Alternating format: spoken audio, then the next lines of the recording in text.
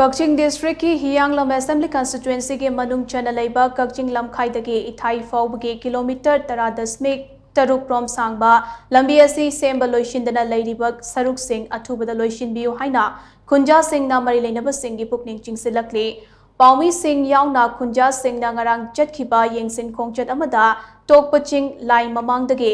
haisnam birmani koba CHUNJA amana hai KAKCHING खुनौ दगे इथाई फाउब के inter village road असे ministry of rural development के सेंथंग लोइनना प्रधानमंत्री ग्राम सड़क योजना की मखादा खुंजा लिसिंग अनि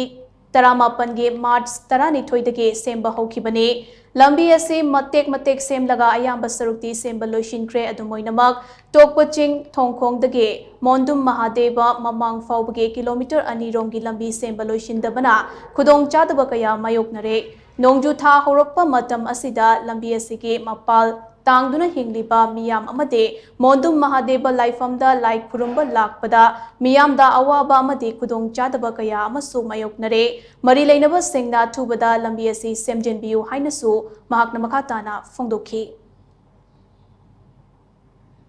लंबी असि चथोकपा चचिन तौबदा लंबी अनि सुदबि मफम असि असिमकदा सुम चटपनिना